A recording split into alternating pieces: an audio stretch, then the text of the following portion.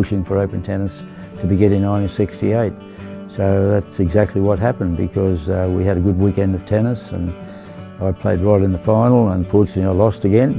but Ken Rosewall, the tennis legend with a record 15 major pros titles, has been struggling with his post-retirement career.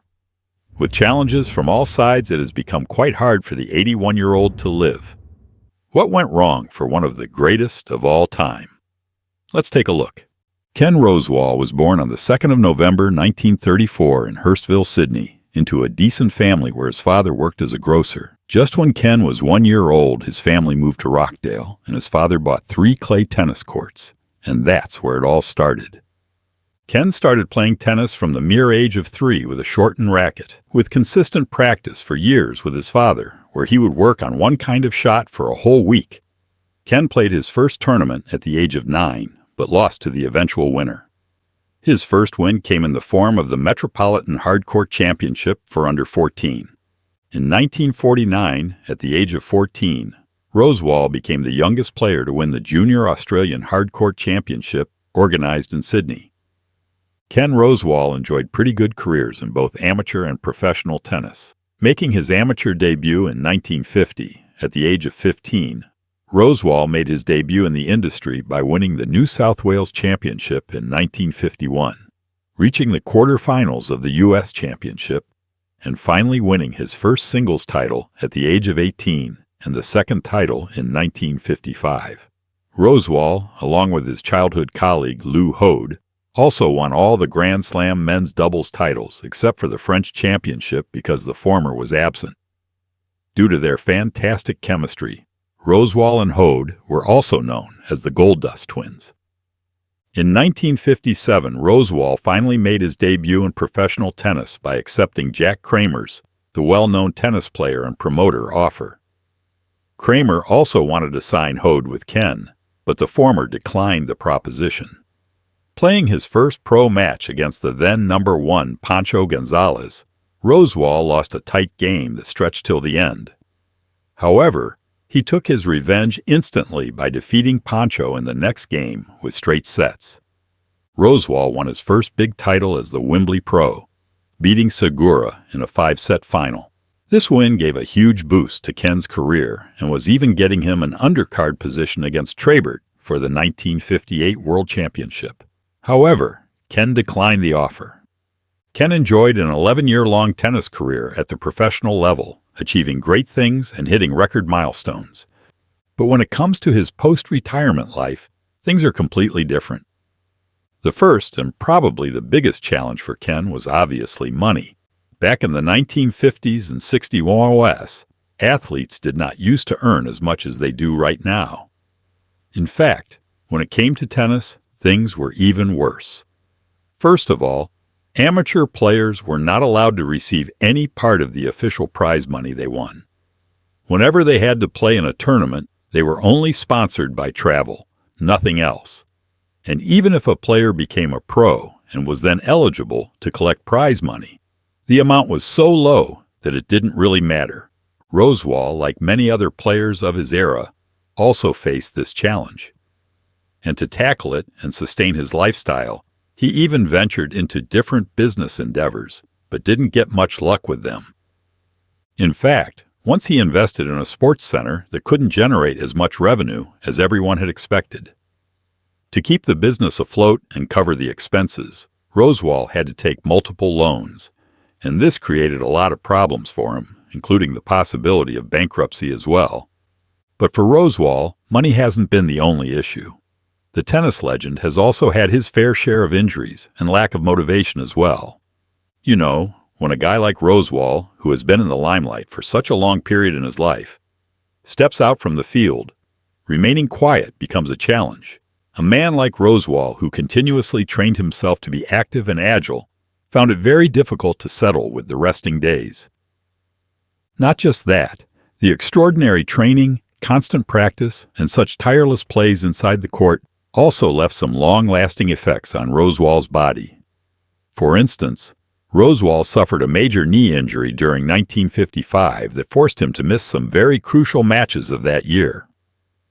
The impact of the injury looked even worse, keeping the medical facilities of that time in mind. Another major injury struck Rosewall in the elbow during the late 1960s.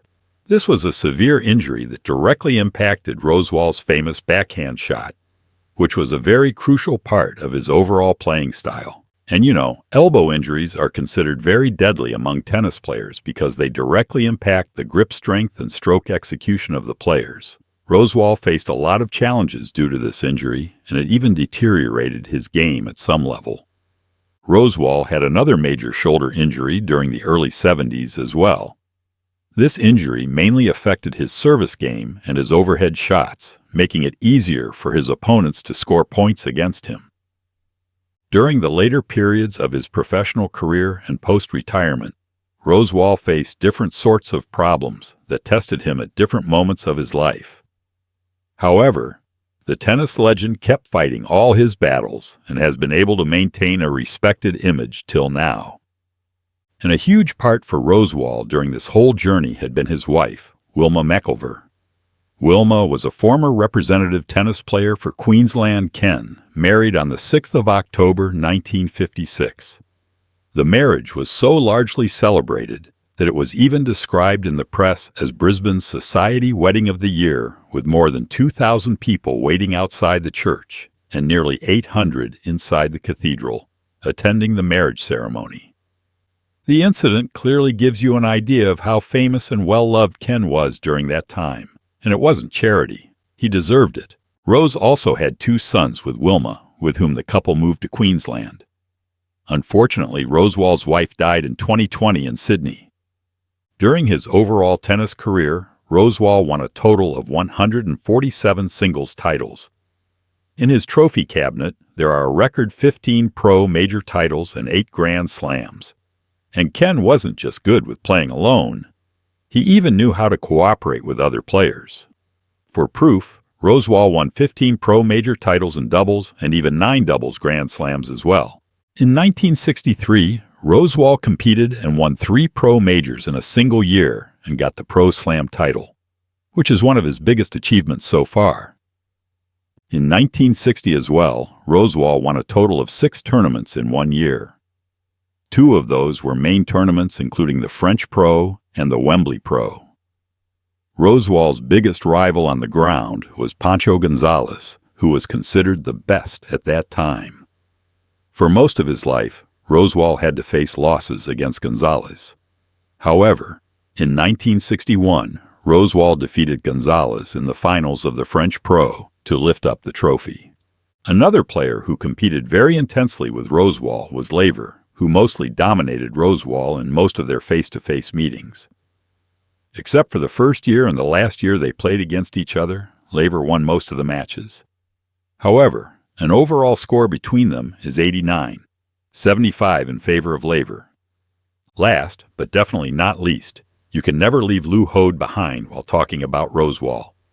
Right from the start, Hode was compared with Rosewall and was considered a player of the same caliber as Ken. As juniors, Rosewall and Hode were very good friends and played a lot of matches together. Even in doubles, Ken and Hode had an amazing partnership where they won multiple titles together. However, whenever the 2 Australian legends came face-to-face in singles, it was a treat for the fans to watch their competition. Both the players had very contrasting play styles that added an extra flavor to their matches. Rosewall, being a slick and agile guy, utilized his speed and strategy in his games. On the other hand, Hode was powerful, and he made sure his opponents realized that. Rosewall's love for tennis was immense and could be clearly imagined by looking at his records. For instance, in 1982, Rosewall was 47 years old, but he was still playing tournaments at that time, something very few people are capable of doing. I mean, just imagine a man being 47 years old and still competing in a professional sport. That's just amazing. We should learn the values of determination, commitment, and discipline from this tennis legend and make sure we never give up on our dreams. Yes, Ken Rosewall has turned 89 recently, but he still teaches some very important life lessons and continues to be an idol we should follow. Life isn't perfect. Rosewall's story has taught us this lesson. But if you don't give up and continue hustling over your dreams and passion, you'll do just fine. Rosewall has taught us. Let us not forget that. What's your most memorable moment of Ken Rosewall? Got a story? We'd love to hear that. Make sure to share it in the comments section. Like the video and subscribe to our channel to keep watching more intriguing stories from the tennis world. And yeah, hit that bell icon so you get notified every time we share something. We'll see you soon. Stay tuned.